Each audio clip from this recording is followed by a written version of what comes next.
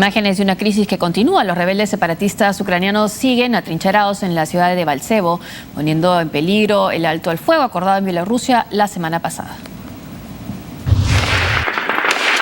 El acuerdo de Minsk se debilita cada vez más con las constantes violaciones del alto al fuego. Estas imágenes se grabaron el martes 16 de febrero cerca de Debaltsevo y fueron difundidas por Radio Free Europe y han sido transmitidas por la agencia de noticias Reuters a los medios del mundo. Como se puede ver, el movimiento de las armas continúa, al igual que los combates. Y en palabras de los mismos separatistas, ahora tienen el control del centro ferroviario de Debaltsevo, pese a la tregua.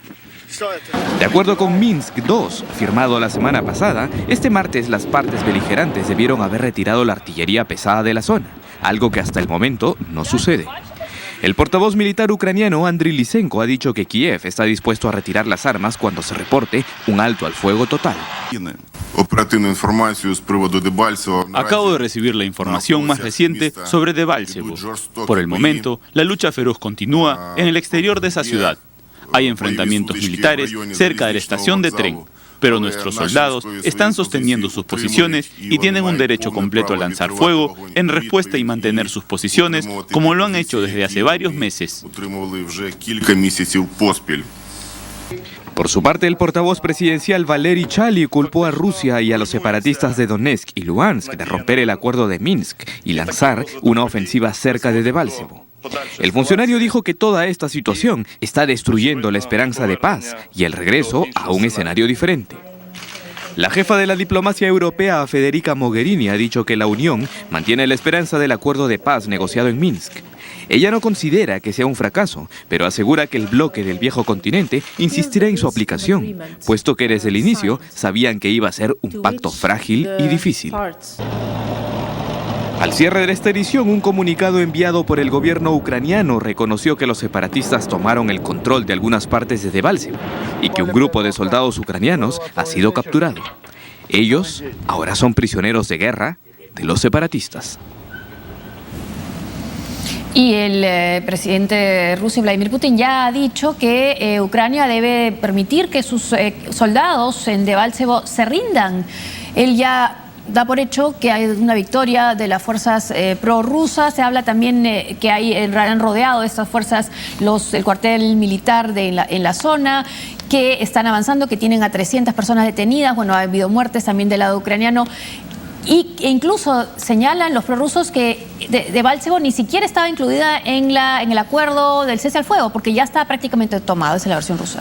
A ver, este es un tipo de ejemplo de cuando un acuerdo no toma en consideración pues la realidad en el terreno, lo que viene sucediendo y el nivel de desconfianza, porque un acuerdo de esta naturaleza requiere mucha confianza en dos partes que están enfrentando militarmente y que están teniendo bajas. Entonces, en este caso, ni encontramos confianza que ni una parte lo cumpla. Kiev dice, yo no retiro armas si primero digo alto fuego si yo primero retiro las armas. Lo mismo escuchamos la contraparte. Entonces, no hay confianza, pero además no hay un conocimiento de lo que pasa en el terreno, en la realidad. ¿Y qué hacer con Debaltsevo? Porque se peleó tanto por recuperar Debaltsevo para las provincias de Lugansk y Donetsk, además crucial en el camino, en la comunicación, comunicación vía férrea entre Donetsk y Lugansk, pues se peleó tanto por eso y ahora dejarlo, lo vimos usar al revés, se defendió tanto, Kiev defendió tanto en el terreno que tendría que dejarlo para implementar esta zona desmilitarizada de 50 kilómetros, estando Debaltsevo en el medio de la zona desmilitarizada. Entonces, de acuerdos muy simpáticos hemos visto en el pasado, lo vimos en Minsk hace un par de meses, vimos el cese al fuego de diciembre, pero sin embargo parece que desconocen un poco la realidad y el nivel de enfrentamiento que se ha llegado. Y claro, las estrategias, no, porque por un lado Rusia es parte del Consejo de Seguridad de Naciones Unidas, que se ha reunido y ha ratificado la necesidad de mantener el cese al fuego, pero también Putin hablando desde Hungría y diciéndole, bueno, Ucrania ya permite que se rindan los soldados, ¿no? Y además interesante su viaje a Hungría, ¿no?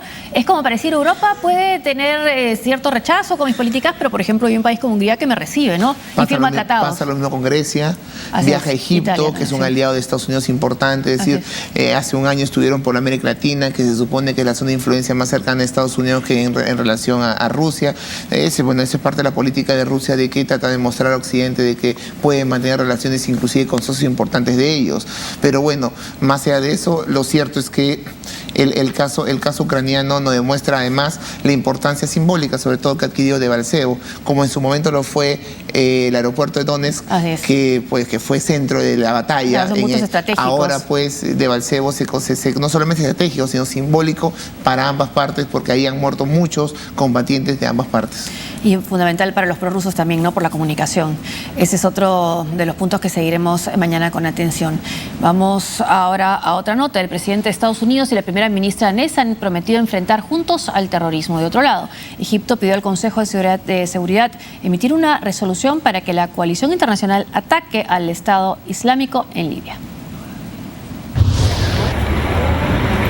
A medida que continúa la indignación en Dinamarca por los atentados ocurridos el fin de semana pasado, aparecen nuevos datos sobre el presunto autor de los ataques. De acuerdo con los servicios de inteligencia daneses, Omar Abdelhamid El Hussein, nacido en Dinamarca y de origen palestino, pudo haberse radicalizado en la cárcel. Ellos aseguran que el año pasado recibieron un informe sobre el joven de 22 años. Este decía que había un riesgo de radicalización, aunque no se sugirió que podía planificar un ataque. Los conocidos de Omar han señalado que se dejó crecer la barba, no hablaba con mujeres y entre sus temas de conversación tenía la religión y el conflicto en Gaza. Durante su primera sesión tras los ataques, el portavoz del Parlamento señaló que el atentado ha producido en su país gran enojo y dolor. Por esta razón, decidieron hacer un minuto de silencio en memoria de las víctimas del terrorismo. En una conversación telefónica, el presidente estadounidense Barack Obama ofreció sus condolencias a la primera ministra danesa, Helle Thorning-Schmidt. Además, remarcó la necesidad de trabajar conjuntamente para defender la libertad de prensa y combatir la violencia antisemita. Quienes también han recordado a sus muertos son los coptos de Egipto, que participaron de una misa por la decapitación de los 21 cristianos de su comunidad. Por su parte, el presidente egipcio Abdel Fattah al-Sisi pidió a Naciones Unidas una resolución que ordene a la coalición internacional intervenir en Libia para enfrentar al Estado Islámico.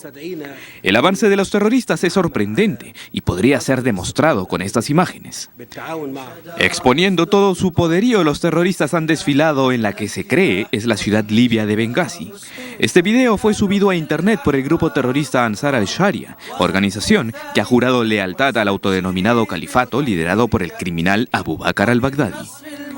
Ante el Consejo de Seguridad de Naciones Unidas, Irak ha condenado al Estado Islámico y los ha acusado de genocidio.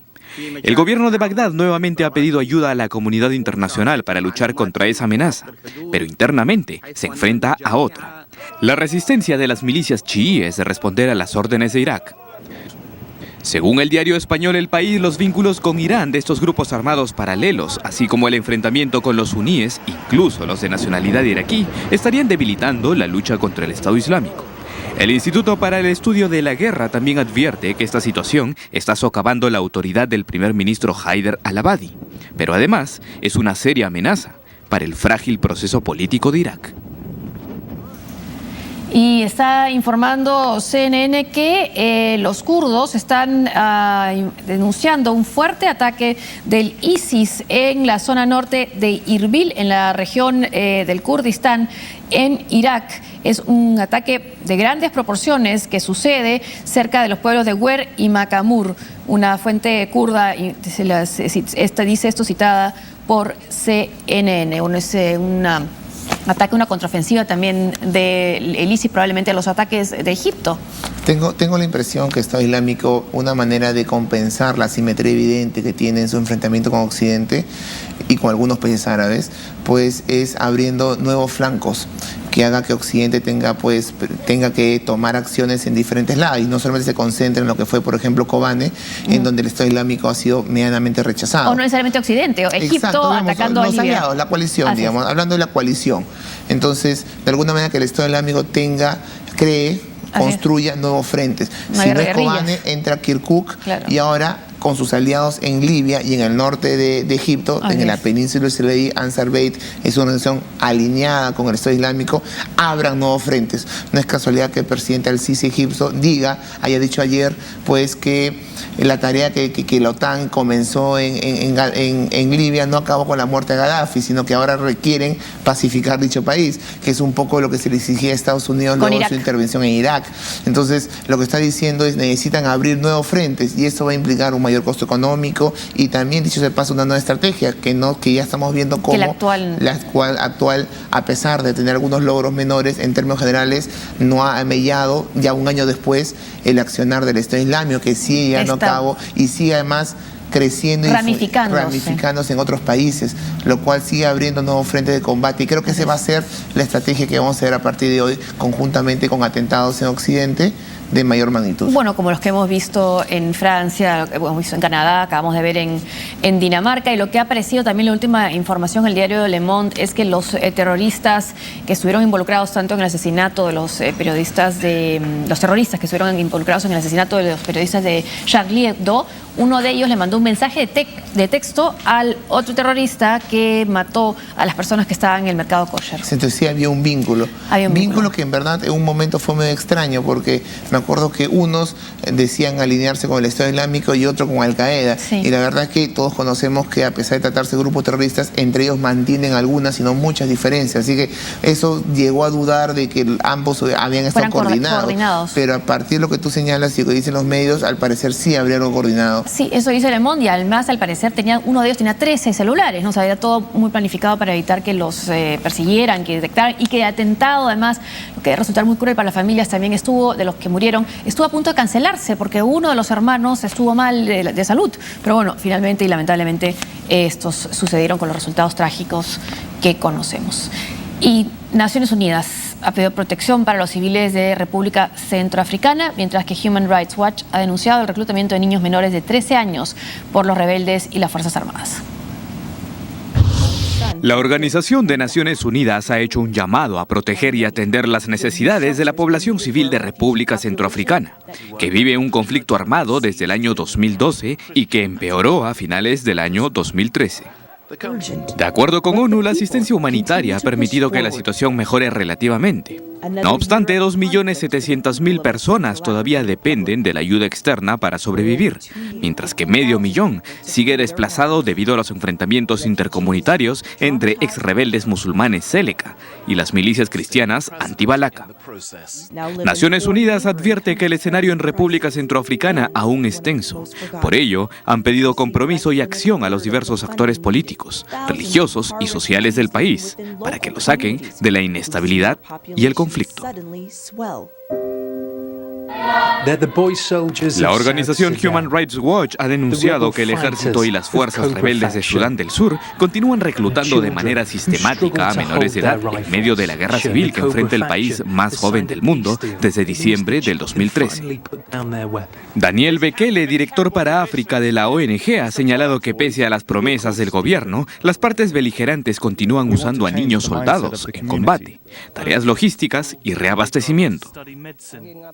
UNICEF también había denunciado anteriormente sobre el reclutamiento de 12.000 niños para luchar en la guerra civil en lugar de ir al colegio.